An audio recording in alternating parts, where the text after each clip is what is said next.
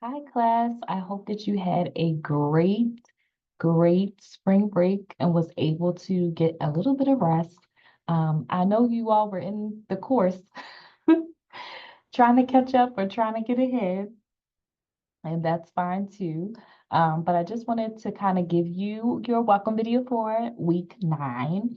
Welcome to week 9 of our course. This week marks an important shift in our focus as we begin to explore how social structures and social institutions shape human behavior and contribute to inequality, particularly in the areas like healthcare, education, and the justice system.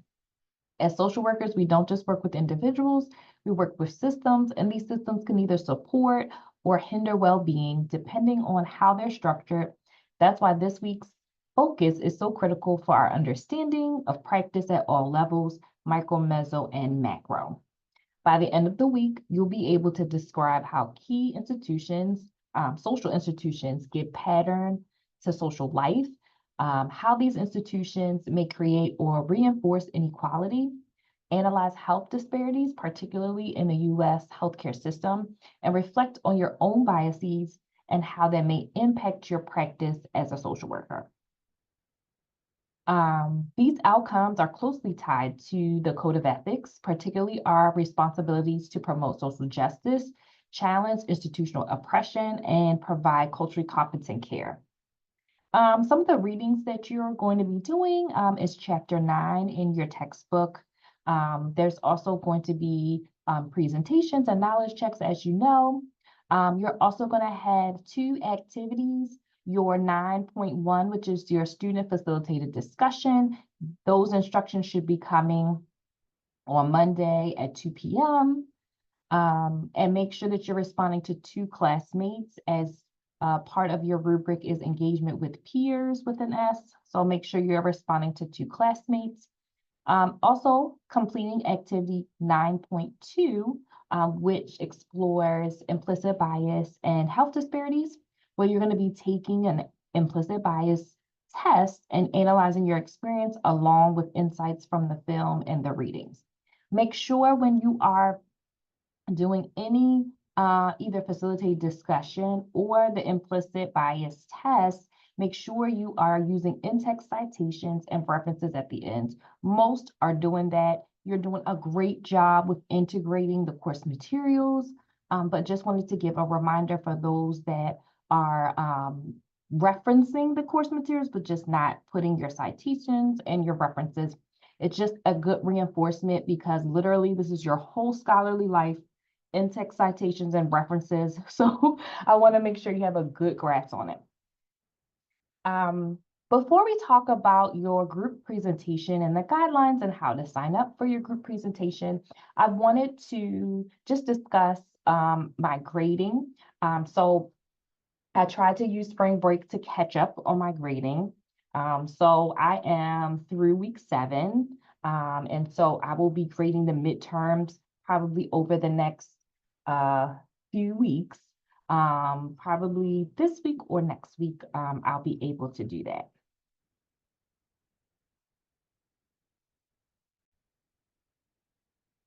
So yes, I have finished grading most of the assignments, and we'll make sure to get you back your feedback for the midterm. And we're going to talk about your group project.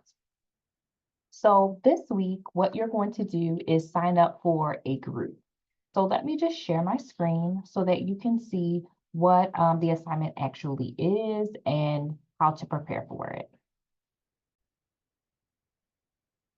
So here is the course. You're going to click 9.3.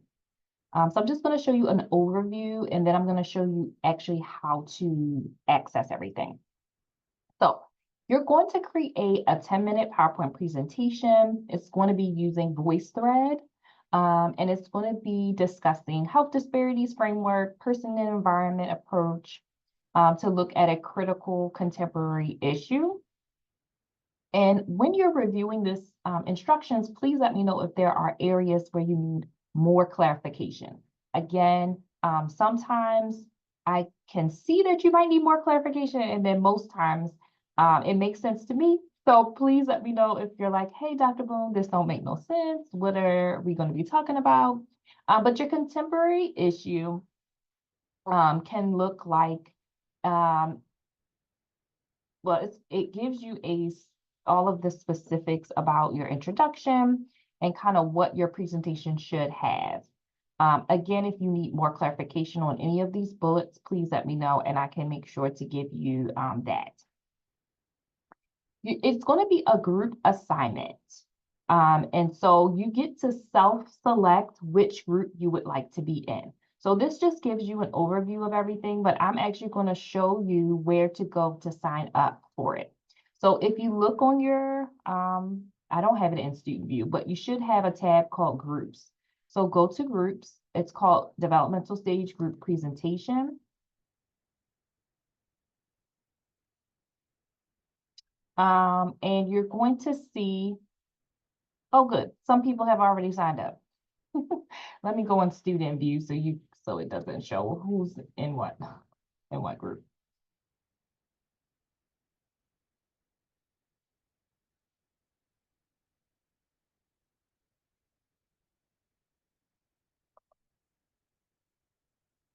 Okay, so you should see this. Hopefully that's what you see. And so here are the 5 groups. I think it's 6 groups. Let me see. 1, 2, 3, 4, 5, 6. 6 groups. Each of them have 5 max. So far, adolescence is full. Late adulthood is almost full. Toddlerhood is full.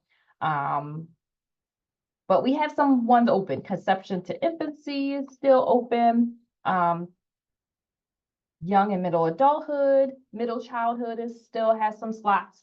And so you're able to join these groups. And then you should be able to see your group members and you're going to work on the presentation together. So this is your first step, is to sign up here for the groups. Okay, I'm going to exit the student preview to just tell you what the next steps are. This is the very first step, and it's really all you need to do for this week. It's just sign up for a group in terms of the group project.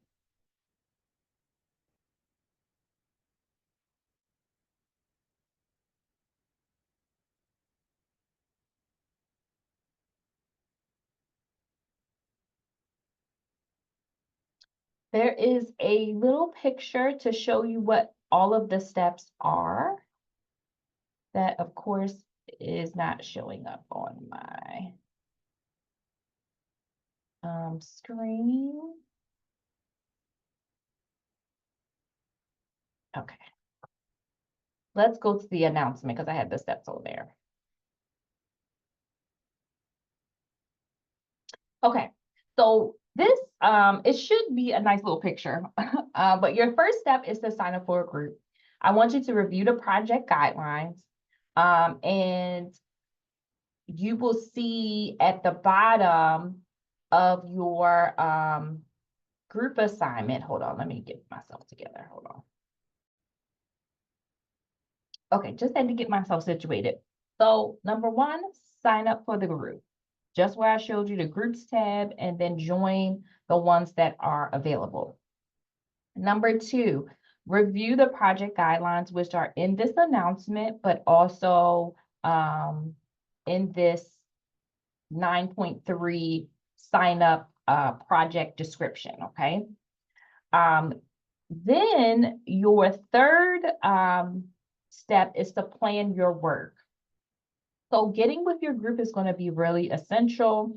You're going to submit a work plan. So you kind of just want to make sure you know like what to do. So on session 10, which is next week, you're going to post your agreement about when you're going to meet and kind of how the project will flow.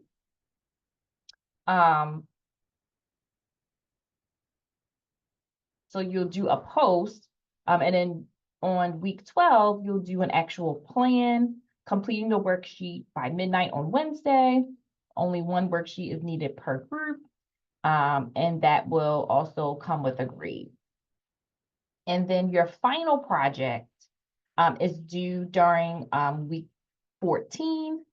And then during week 15 is when you will be responding back to your colleagues. So let's go to week 12, just so I can show you what the worksheet looks like. And we can go to week 10 as well to show you where to post your agreed upon days and times to work on the group project. So this week is, hey, how's everyone doing? By the end of this week, you really should be emailing each other and being able to get together. You should be able to email each other just by the first and last name and get everyone on a group project. I would recommend also assigning maybe a group leader just to be like the secretary and kind of like the administrative stuff to make sure everyone's on the same page in terms of like when they're meeting, what they're meeting about, those types of things. Who's going to write up the plan? Who's going to submit the worksheet that's due in week 12? Those types of things. So let me show you the other areas.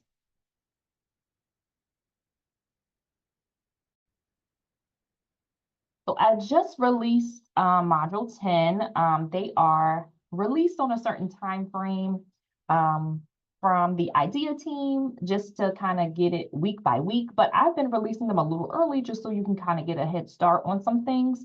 And so for week 10, you're going to go down. It's called activity 10.3. Only in the group discussion area provided here, post the mutually agreed upon times and days that you are going to commit to working on your group assignment.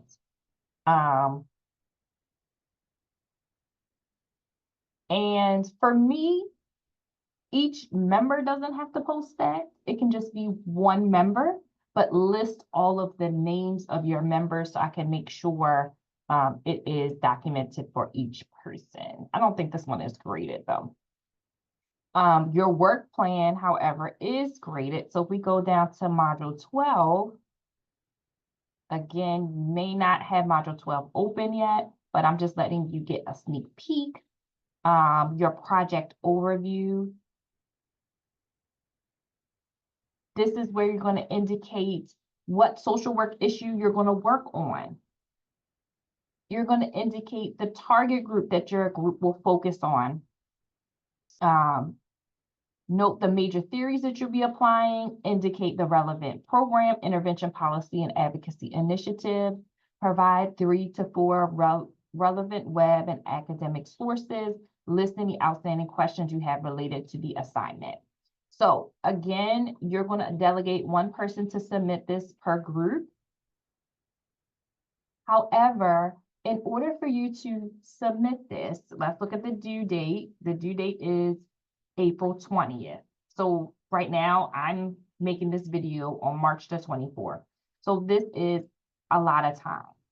So don't wait, okay? Do not wait. I want you to make sure that you are prepared because at this point, by week 12, you should have a good idea about what you're going to be doing. This is where ChatGPT really comes into play. If you upload kind of the template, the instructions, and then you all agree upon these 6 things, right? Or these 5 things, it can come up with a good outline for you. And that outline will really be good to just understand what you should include in each section and those types of things. Don't use it to create the slideshow for you, but you can definitely use it to help you outline like what should be in the presentation based on the instructions. So by April 20th or before April 20th, you all should be meeting and discussing these things. I would say definitely meeting weekly, unless you are planning to do like a big work group right before this due date. You could be like that too. But meeting weekly will help understand what your kind of outline and plan should be. Working with groups is going to be something that you're going to do for the rest of your lives. Some of you have already done it because you're working in the field of social work, or a lot of practices of different careers work in groups. However, in your MSW career, you're going to be working in groups. Okay. So we understand group dynamics as social workers. We know what happens in groups. It can be frustrating if there are group members that have varying levels of effort. So be really clear in the beginning, who is going to take what is your role going to be?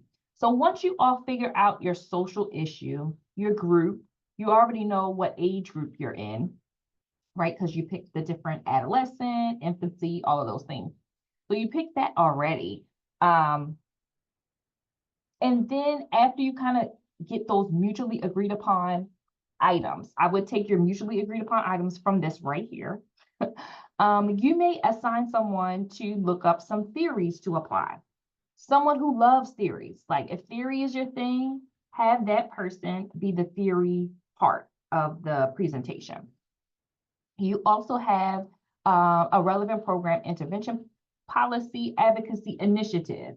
So if there is someone who really, really likes that area, then you want to assign that. So make sure that as you're meeting, you are being really clear about who is doing what and who's responsible for what. Then you want to have someone who's really good as well with like organizing. Hopefully there's an organizer. It might be the person that you decide to be like the group leader or the person that's going to be like documenting everything. You do want to have a person that's documenting your meetings, taking notes in your meetings, and maybe housing everything in some type of shared platform. So maybe you have a Google Drive or I mean, we use Outlook at University of Maryland. So maybe you have a SharePoint folder where you house all the materials for this assignment, including your web and academic sources, right? So your articles, your books, or whatever citations and resources you're going to be using, you can actually house them in your shared platform. And then on my weekly announcement, I'll also include some more tips about working in a group and how to effectively get this assignment done. Because it can be frustrating, but it can be done. And I don't want you to feel like this assignment is going to take so much extra work. You are going to have to meet, but there's a way to do it efficiently and effectively to where you're not spending an additional 8 to 10 hours a week on this assignment, right? So take that as it's being shared so you'll have less, you don't have to do the whole presentation by yourself. You'll be able to share it. You also may need a VoiceThread. Like you might need to test out VoiceThread several times. So give in your work plan, make sure you have enough time where the project will be completed, but that you will be able to practice the in VoiceThread. Because just my initial observation of VoiceThread, it took me a lot of time to figure out how to make these groups in VoiceThread and to share them with you. So you will need to build in some time. And maybe you have someone who's a little more tech savvy and understands VoiceThread or is good with figuring out new platforms. And so you'll be able to assign someone to help you with that technical piece as well. If you have any concerns about your group, definitely you can share them with me. But this assignment will be, this project overview is 100 points. And again, your overall assignment is going to be due in week 14. Okay, that was a lot. I'll probably do a whole video just on the group project so we can go over it again, but that's kind of the overview in a nutshell.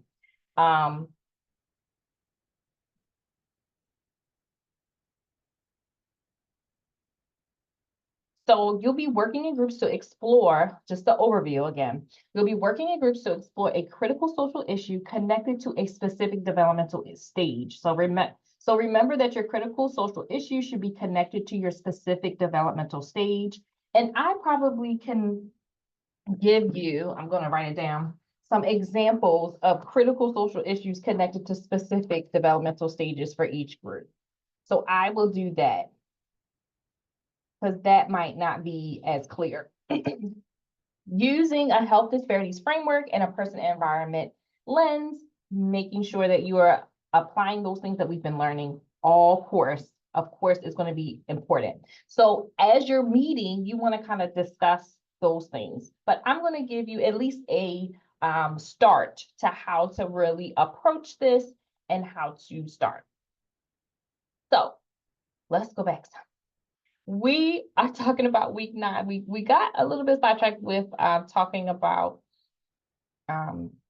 our group project, but week 9 is about social structures and social institutions. And so how does this connect to previous weeks? You spent the past few weeks examining various dimensions of a person, right? Psychological, emotional, social, spiritual, biological, and cultural. This week brings everything together by placing the person within a social structure, systems that often determine who has access to safety, health, power, and opportunity. Think back to Heidi. Her experiences weren't just personal. They were shaped by adoption systems, military policy, cultural expectations, and racism. Understanding these intersecting forces is what makes social work unique and impactful. So, for some tips for this week, just make sure that you are still using your course materials and readings to support any analysis, especially for activity 9.2, but also in your facilitated discussion as it applies. Make sure you set aside some time early in the week to watch the unnatural causes. That's essential for your 9.2 assignment. Take notes on examples of inequity and inequality in the film and link them to concepts from the chapter and lecture. When reflecting on your bias test, be honest with yourself. Awareness is your first step. So we are halfway through. You have made it. You're doing great. And even when I talked about the group members and how it can be hard, people aren't sometimes giving the same effort. What I can say is that overall, you all are doing fantastic in the course. You're really applying theory really well, and you're giving good analysis. So from that, you should not have a lot of trouble because you all are really exceeding my expectations. You're doing really well. I don't really have concerns about how you are doing the work and how you are processing the work. You're doing really well with that. So please reach out and please share with me what issues you may have. Also, I wanted to remind you that if you need to contact me, make sure you are emailing me as well, because I see the messages in the course, but I'm not in the course every single day, but I am in my email every single hour almost of the day. So I definitely will see your email versus a Blackboard message, but I still will respond to both because I definitely check it when I am grading and looking in the course and things. So I hope you have a great week, and I hope I didn't overwhelm you with information, but I wanted to make sure that you have all you need, and let me know what else you need from me.